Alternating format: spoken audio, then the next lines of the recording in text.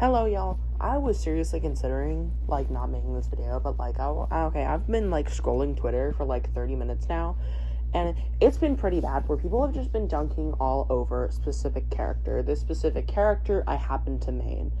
Her name is C&D, and, I'm gonna call this video Breaking My Silence, because I've honestly just been seeing this a lot, especially with the support strike, people just crapping all over my character, and I feel like they're forgetting that they're forgetting a lot of things, actually, but we're gonna get into that.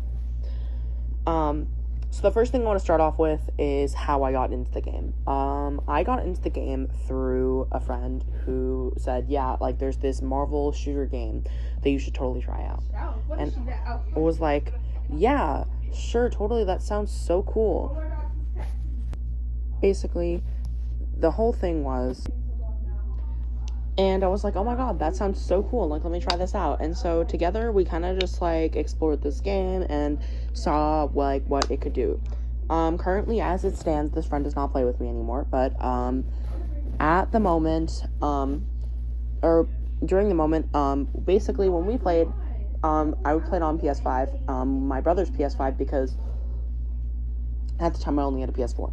And I thought the game was so cool that every single time I got a chance to, I would play on my brother's PS5 just to play with my friend. And I thought the game was so cool. However, I can't aim. I could not aim because, while I had previous experience with hero shooters, unfortunately, my brother's controller had a lot of stick drift, so I was not able to aim. And so my friend was basically, I played a lot of DPS, played a lot of Storm, and my friend was like, yeah, so you should play C&D, you don't have to aim on her, and it's way easier, so you could actually get used to the game and how to play it, until you could actually have a controller where you can aim. So I did that, and I started playing C&D, and I thought this was one of the most fun characters that I've ever played, so I started watching her show because I heard she had a show. And I loved the show. I loved Olivia Holt. I loved the whole plot, and it was great. I loved the show as a whole. And it was, so I was like, okay, well, this is gonna be my main. I mean, she's so much fun. I mean, I don't have to aim, and, especially since my aim has been predominantly not that good inside of a lot of hero shooters, it's something where, I don't have to, focus on, because I had never played a hero shooter Overwatch. I've played shooters Apex and Fortnite, so battle royale shooters. And because of this, my aim inside of a third person scenario, obviously outside of Fortnite, was not that good. And not having to focus on it was a blessing at the time. Of course, I want to point out that I do play a lot of aim focused characters now. I play Lunar, I play, Storm, I play Hela, I play Phoenix, but I cannot stress this enough, I still main Cloak and Dagger, and to this day, it's not because I don't have to aim anymore, it's because I just find the character fun, I love their character, and honestly also reminds me of the bond that I have with my best friend, and so I kind of just have this emotional attachment to this character because she's so cool, and someone who is literally bonded to someone with the light and the darkness. It's so cool. I'm sorry, I think it's so cool to me. And I also thought the balance in her kit before her most recent buff was also incredibly cool. The fact that she didn't have to aim, but it came at the cost of the fact that she had an incredibly low healing and damage output.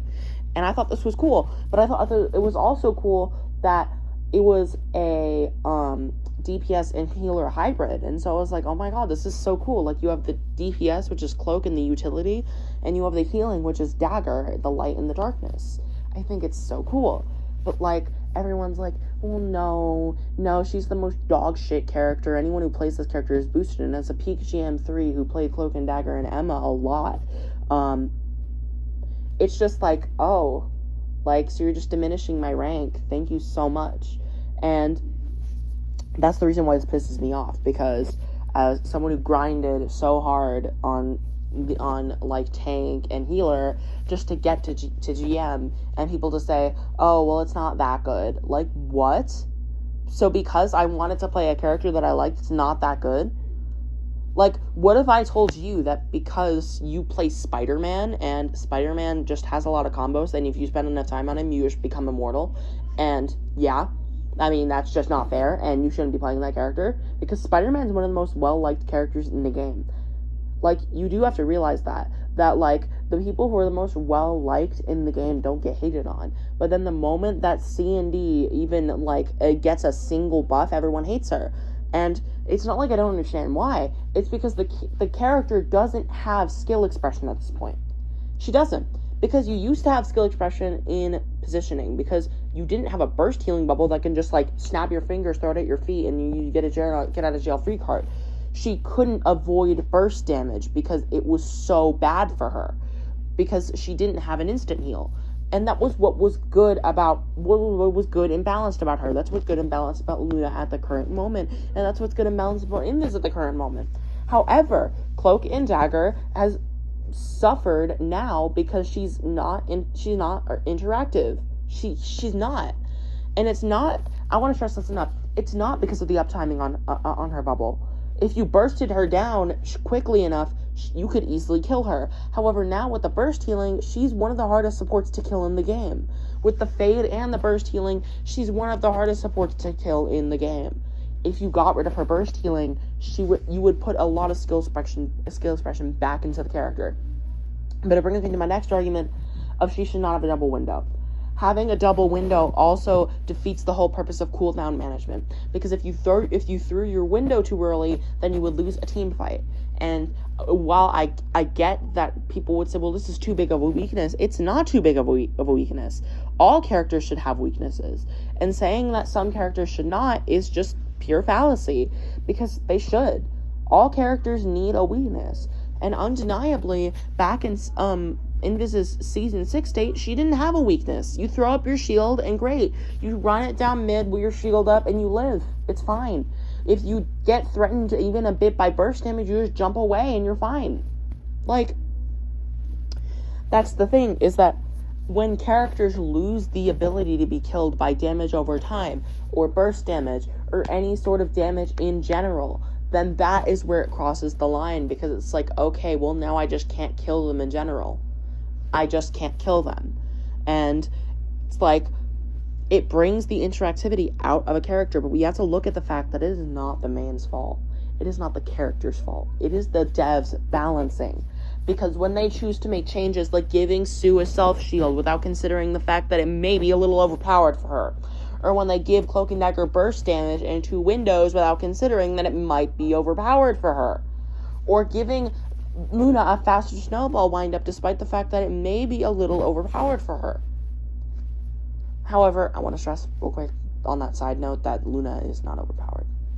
Anyways, the whole point is that the character as a whole has a problem. Yes, but it is not her ult timing. She has had a 15-second ult since like season 3 or 4, and no one has complained about it. Not until now, until she has had a broken kit. It is that is combined with her most recent buffs that makes her overpowered. It is that on top of it. And the thing is that you gotta pick one. It's true, you gotta pick one. Do you have the longest ult, the best survivability, the best healing over time, healing per second? What do you have? Because you can't pick all three. You cannot pick all three. It's unfair. It is unfair. I do agree with that. You can't pick all three because it is unfair. I think that her current bubble, the uptime of her bubble has always been fine. However, it is to the point where it's gotten buffed that it is not fine. And while I agree with that, I think, it's the way that her bubble's been buffed that is not fine. And while I agree with that, I think that there's a lot of components that goes into buffing a character, and maybe NetEase may have just misunderstood us. We said, oh yeah, well, some characters are dive victims, and they were like, well, let's make a non-dive victim.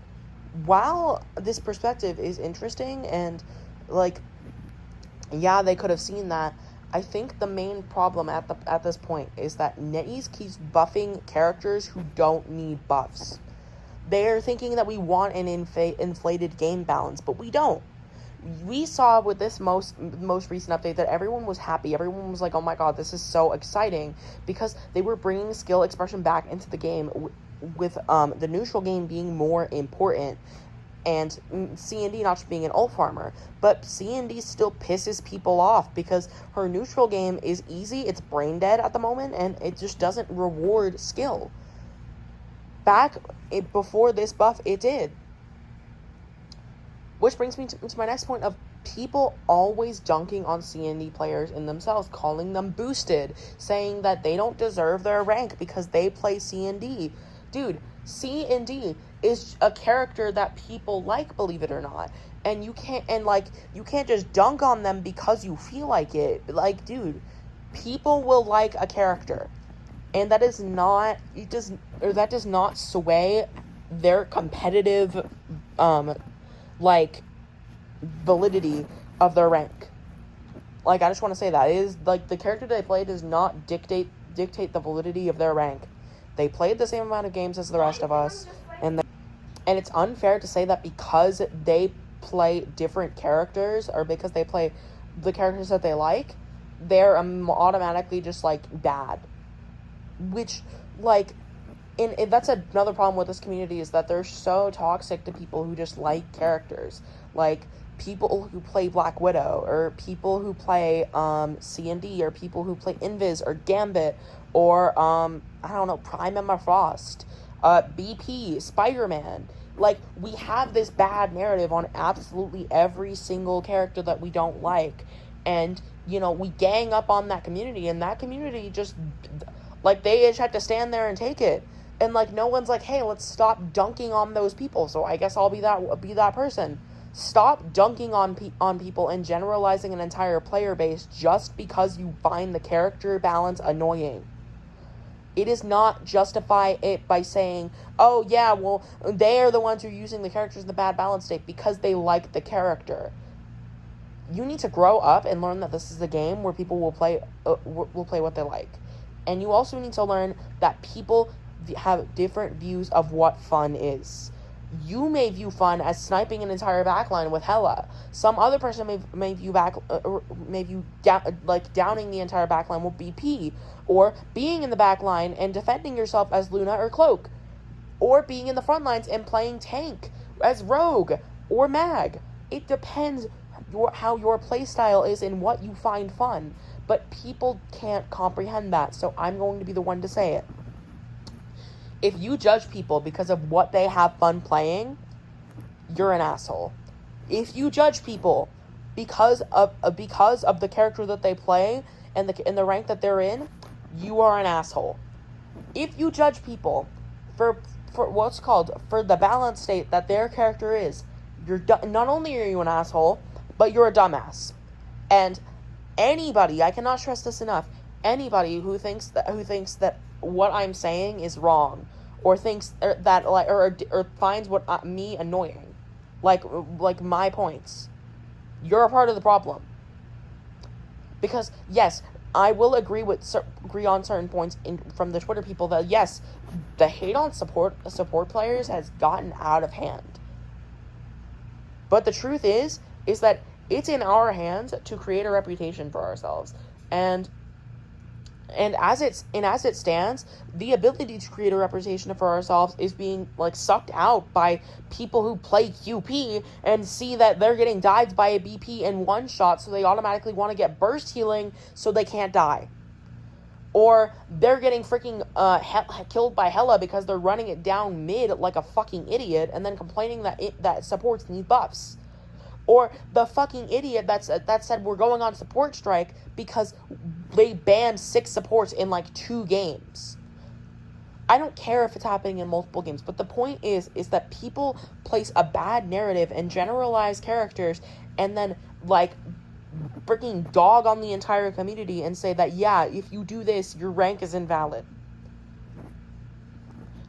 Stop bullying people because you feel like it, and fucking A, get a job, and B,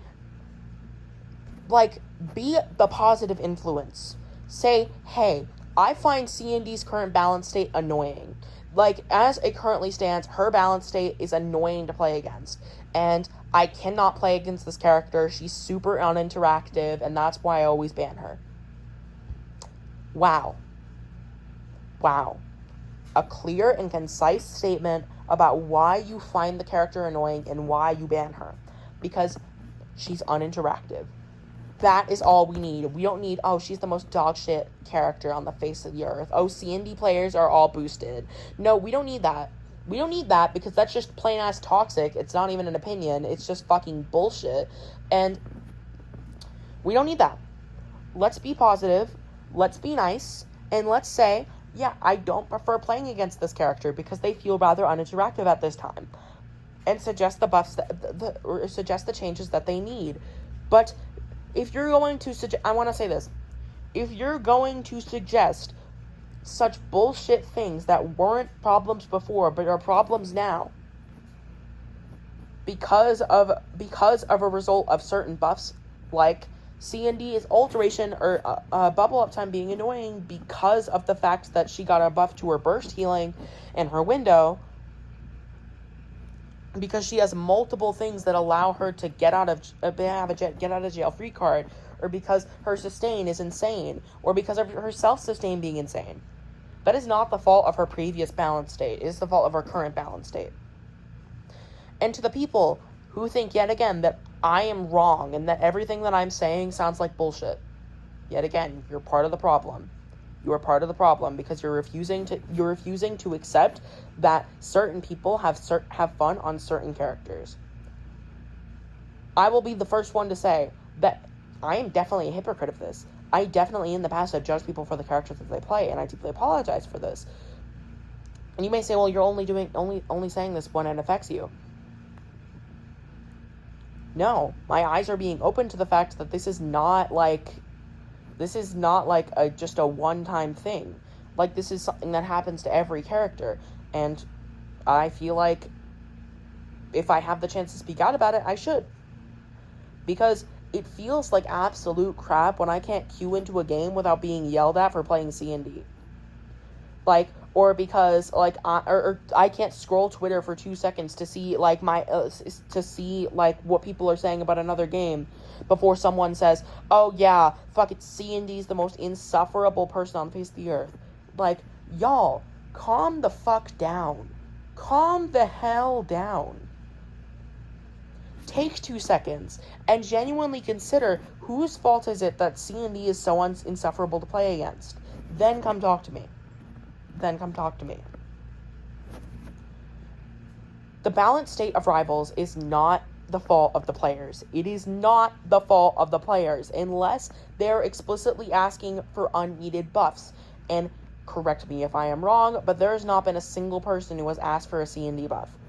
And if there have been, I mean, I can't really say anything for those people because those people are just fucking stupid. But the point is that unless C&D sees a major nerf, people will continue to hate on this player base.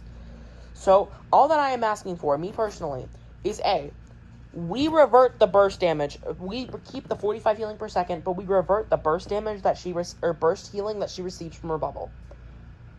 Then we snap away her double bubble. She does not, or double window. She does not need a double window. Either that or we reduce the potency of it. Those are my two options. Reduce the potency or get rid of it altogether and just leave it how it was before. While I know that this video might not get much traction and that there are a lot of people who definitely won't see this, I just want to get my opinion out there and say that, yeah, I don't think that C&D is a flaw by design. I think the exchange for not having to aim, for having a low healing output is good as long as the current state is reverted. She's a good character by design because she has a fair trade-off of not having to aim, but it still requires skill because you can't just freaking throw your bubble at your feet and survive, or when your teammates are dying, you can't just throw your freaking window at them immediately, because making a mistake with your bubble when it's on a 12-second cooldown is can get your team killed. That's the thing, is that before these buffs the decisions that in cooldown management, with the stuff that you did on C&D actually made a difference. So what I'm asking is to bring the skill expression, even though it was a little amount, back into C&D, because she will become a more respectable and interactive character that will not be dunked on, that will be dunked on less, and that will have a more interactive kit. Therefore, people will hate her less. Of course, there are still some people that are going to hate her, and there are still some people who are going to be like, oh, well, she's still unbalanced. But the truth is at the end of the day, everyone has their opinions. But if you're going to listen to the 1% who are saying that people should be buffed, then the truth is, why are you even running a game? Because the 1% do not matter. The 1% are usually the fucking people who you're usually the fucking people who do not play this game that often. I cannot stress this enough. In my opinion, I think that C&D is in her worst state. However, do I think that she is worse than Prime Invisible Woman? Heck no. I think that there are definitely some balance changes that need to be made, but I think that there should not be people dunking on C&D players and C&D mains and their ability to reach higher ranks because of the fact that their character is quote-unquote overpowered. I do not believe that for any character it is that way, because it's not. Anyways, y'all, that was my opinion on the whole C&D situation. I'm gonna be honest. I think that while C&D is in her worst balance state, I think that with some good changes, she should be able to become a viable character in this meta. However, I think that with Rivals' history of never reverting their actual freaking buffs to characters, I feel like us C&D players are going to be left disappointed with these next patch notes that are rolled out. I'm hoping that they actually take the right direction, like they did with the previous updates, and they actually do something.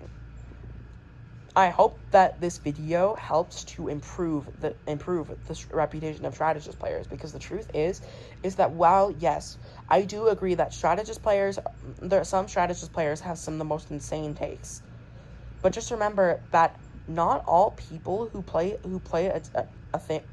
certain role or demographic are the same. All of us have different opinions and different ideas of what is balanced, of what is actually like good.